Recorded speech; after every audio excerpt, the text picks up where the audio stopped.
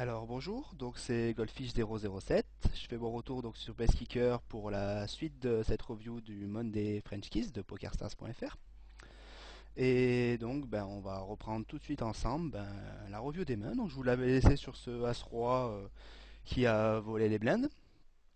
Et donc on va continuer tout de suite avec la main suivante. Allons-y. Donc Roi 5, donc a priori c'est le genre de main que je vais pas attaquer, surtout quand les blindes sont aussi faibles.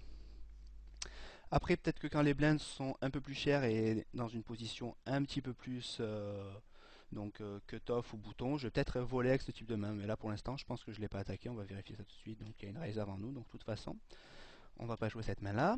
Valet 7 non plus. 9 et 4 non plus. 2 et 6. Valet roi. Donc, a priori, je suis under the gun. Donc, c'est assez faible pour être joué under the gun.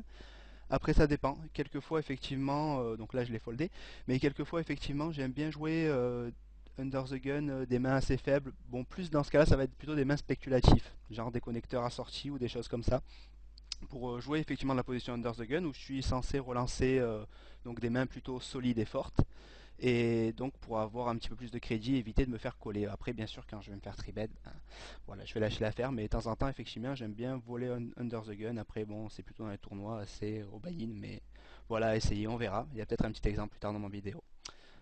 Donc voilà, on passe à la main suivante. 6 et 5 suicide, donc là je défends très rarement. Bon là surtout pas, et un all-in. Donc même si après on serait sûrement à 40% contre sa range, très souvent, mais bon on va pas payer quoi. Faut être présent en agression je pense.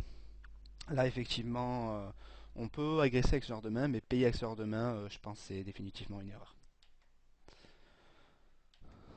Hop, voilà, donc Dame 3 en small blind, donc comme je vous ai dit je la fold.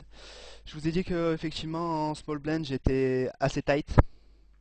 Je laisse souvent des walks, dans le sens où plus tard de cette manière je vais être respecté.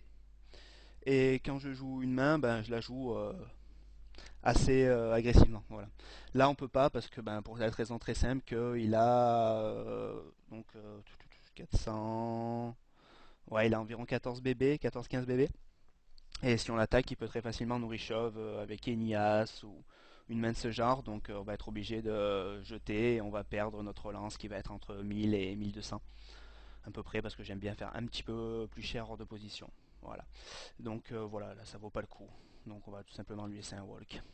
3 et 2 c'est pareil, ça va être trop weak pour attaquer au bouton. As-4 8 là je pense que si personne n'a joué, je vais open.